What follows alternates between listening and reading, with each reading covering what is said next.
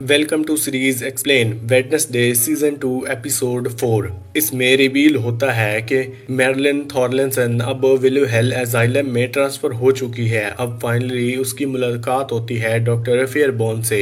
इस मीटिंग के दौरान पता चलता है कि मैरिलिन को यहाँ लाने का असली रीजन है डॉक्टर फेयरबोन अब तक टाइलर को ठीक से ट्रीट नहीं कर पाई, इसलिए उसने सोचा है कि अगर उसकी मास्टर यही मार्लिन को यहाँ बुलाए तो शायद टाइलर का बिहेवियर बेटर हो जाएगा। लेकिन जैसे ही वो उससे मुलाकात करती है टाइलर उसके ऊपर अटैक कर देता है। लेकिन जब मैरिलिन और टाइलर की मुलाकात होती है तो वो गुस्सा हो जाता है। दूसरी तरफ वेडनेसडे एक लोकल कब्रिस्तान जाती है जहां वो एक आउटकास्ट की इराक वाली ओरेन ढूंढ रही होती है। उसका बैटरी उसे गर्लफ्रेंड की कैबिन में मिला था। जब वेडनेसडे यूरेन ढूंढ रही होती है और पता चलता है और वो देखती है उसकी दादी हेस्टर फ्रॉम्पो वहां खड़ी होती है। वेडनेसडे उसे ग्रैंडमा कहकर पुकारती है। वेडनेसडे उसे अपनी इन्वेस्टिगेशन के बारे में बताती है। उसे एक विजन आई थी जिसमें एनिट की मौत दिखाई गई थी। फिर वो ओरेन खोलती है, लेकिन राख की जगह ओरेन में कुछ अजीब सी स्मेल होती है, ह्यूमंस एशेस की नहीं। ये बात वेडनेसडे को अजीब लगती है। अचानक एक काला कौवा आता है और बैटरी पेपर्स ले जाता है। वेडनेसडे उसके पीछे दौड़ती है, लेकिन कौवा एक ओडेड फिगर के साथ मिलके भाग जाता है। शायद वही एवन जो उसे पीछे से फॉलो कर रहा था। जाने से पहले वेडनेसडे अपनी ग्रैंडमा से कहती है पूरा कब्रिस्तान खरीद लो और पता लगाओ कि किसने आउटकास्ट की सेलिब्रेशन अप्रूव की थी। वेडनेसडे वापस डॉर्म चली जाती है, लेकिन अब उसे समझ आ जाता है कि ओरेन उसकी असली राख थी ही नहीं। इसका मतलब है कि किसी ने आउटकास्ट की मौत झूठी दिखाई है। अब सवाल ये है क्यों और कैसे। इस सब का जवाब विलुहेल असाइलम में छुपे हैं, लेकिन उसे मदद चाहिए और ये मदद कोई उसका फैमिली मेंबर ही दे सकता है। वेडनेसडे को पता चलता है कि इस इन्वेस्टिगेशन की उसकी मदद सिर्फ एक ही शख्स कर सकता है, उसका अंकल फोस्टर। वो उसे एक सीक्रेट जगह पे मिलती है और बताती है कि उसे विलुहेल असाइलम के अंदर घुसना है। फोस्टर कैजुअली बताता है कि वो पहले भी एक बार विलुहेल छुप कर गया था जब मोर्टिका ने उसे बोला था अपनी बहन पर नजर रखने के लिए। ये सुनकर वेडनेसडे हैरान रह जाती है, क्योंकि उसे पहली बार पता चला था कि आंट ऑफिलिया कभी विलुहेल की पेशेंट रह चुकी है। वो फोस्टर से और डिटेल मांगती है। फोस्टर बताता है कि ये काफी पुरानी बात है, इतनी पुरानी कि तब वो खुद भी कभी अजाइलम का हिस्सा नहीं बना हुआ था। तभी फोस्टर को लगता है कि रूम में कोई और भी है। वो अपने इलेक्ट्रिक पावर से एक्टिवेट करता है और कॉर्नर में बिजली का झटका देता है, जहां से एग्नीज छुप कर निकलती है। उसकी इनविजिबिलिटी हट जाती है। वेडनेसडे दोनों का इंट्रोडक्शन करवाती है। एग्नीज आगे बढ़ के विलुहेल के ब्लूप्रिंट्स निकालती है। फिर वेडनेसडे फोस्टर को अपना पूरा प्लान बताती है। उसे असाइलम के अंदर एक शख्स लोइस को ढूंढना है। फोस्टर को सिर्फ अंदर पहुंचना है, चाहे किसी भी तरीके से, और वो ज्यादा देर नहीं लगाता। इस बीच वेडनेसडे अपनी माँ मोर्टिका से मिलती है और पूछती है ऑन्ट ओफिलिया को विलुहेल क्यों भेजा गया था। मोर्टिका बताती है कि ये बात तब की है जब ओफिलिया नेवरमोर एकेडमी की सुपर हॉर्मर थी। एक दिन वो कैद में चीख रही थी, उसकी आंखों से काले आंसू बह रहे थे। उसे अपनी साइको पावर्स इतनी ज्यादा पुश कर दी थी कि वो मेंटली अनस्टेबल हो गई थी। तब ग्रैंडमा ने डिसाइड किया कि उसे विलुहेल भेजना ही बेहतर होगा। जैसे ही मोर्टिका ने ये सब कह रही होती है, ग्रैंडमा रूम में आती है और कहती है कि उसने वेडनेसडे के लिए एक पूरा कब्रिस्तान खरीद लिया है। ये बात मोर्टिका को बिल्कुल भी पसंद नहीं आती।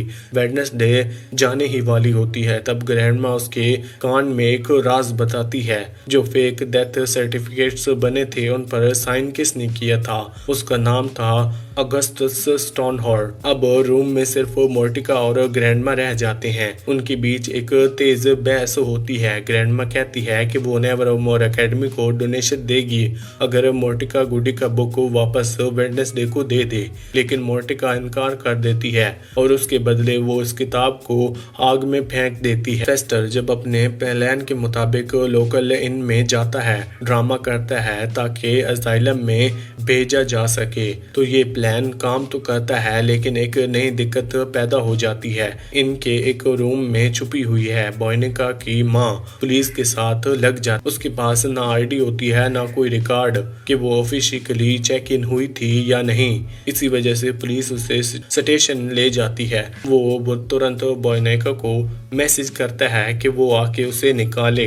बोनिका पहले तो बिजी होती है क्योंकि प्रिंसिपल डॉट उसे गाला इन्वेस्टिगेशन प्रिपेयर करवा रहा होता है, लेकिन एजेक्स की मदद से वो दोनों स्कूल से छुप कर निकल जाते हैं और उसकी माँ को रेस्क्यू कर लेते हैं। एजेक्स फिर उन्हें एक पुरानी क्लासरूम ले जाता है जहाँ टेम्पररी वो माँ छुप सकती है, लेकिन क्लासरूम तक पहुँचने से पहले ही प्रिंसिपल डॉट लगभग उन्हें पकड़ ही लेता है। फॉस्टर बाद में डिस्कवर करता है कि ये नंबर विलो हेल के एक रूम का सीक्रेट कोड है। दूसरी तरफ वेडनेसडे डॉक्टर ऑलिव से नेवरमोर में बात करते वक्त जान लेती है अगस्टिस की एक बेटी है और उसने अपनी बेटी के लिए लोगो टावर के टॉप पे एक हाईवे बनाया है। अब वेडनेसडे चाहती है कि अगस्टिस की बेटी और एवन हो सकती है जो उसका पीछा कर रही हो और उन लोगों को मार रही हो, लेकिन उससे पहले फोस्टर कोड से रूम अनलॉक कर सके।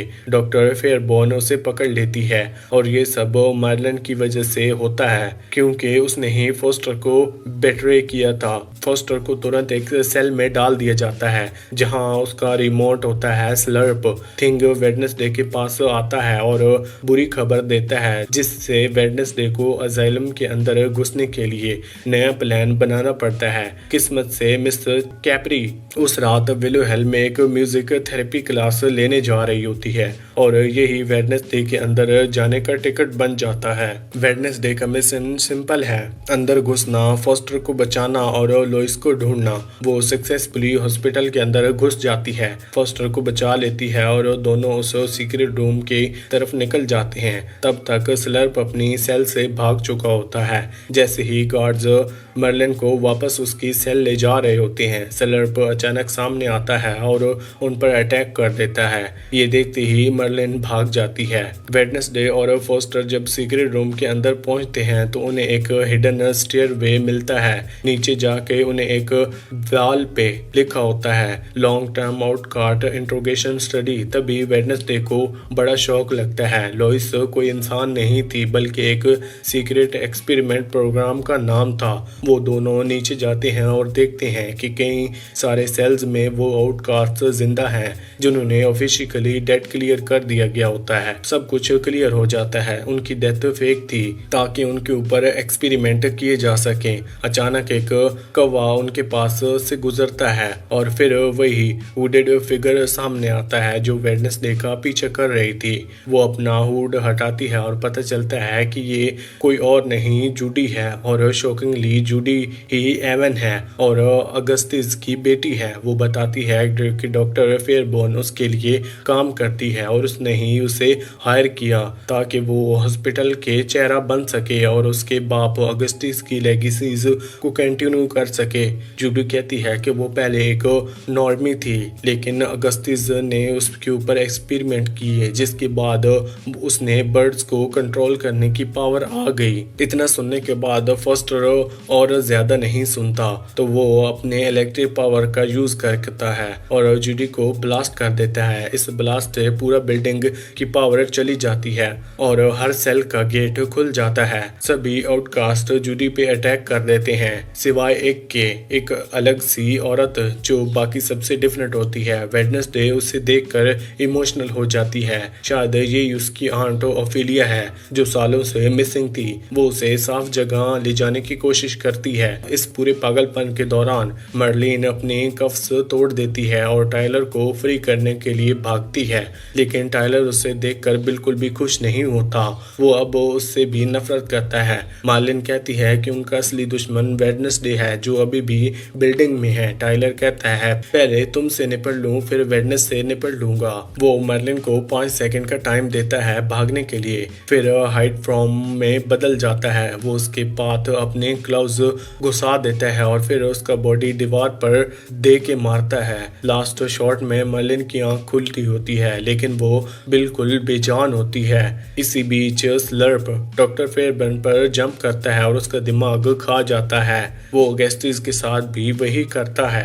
वेडनेसडे जब आउटकास्ट औरत को सेव करने जा रही होती है तभी टाइलर हाइट फॉर्म में उसके सामने आ जाता है। वो सीधा अटैक करता है। वेडनेसडे उस औरत को कहती है कि भाग जाओ और खुद टाइलर के रास्ते में आ जाती है। टाइलर उसे एक बड़ी खिड़की से बाहर फेंक देता है। वेडनेसडे नीचे गिरती है। उसका चेहरा खून से भरा होता है और वो हिल भी नहीं पा रही होती। पुलिस फाइनली पहुंच जाती है। टाइलर पे गोलियां चलाना शुरू करती है। टाइलर एक और खिड़की से जंप करता है और भाग जाता है। इसी के साथ ये एपिसोड यहीं पर खत्म होता है।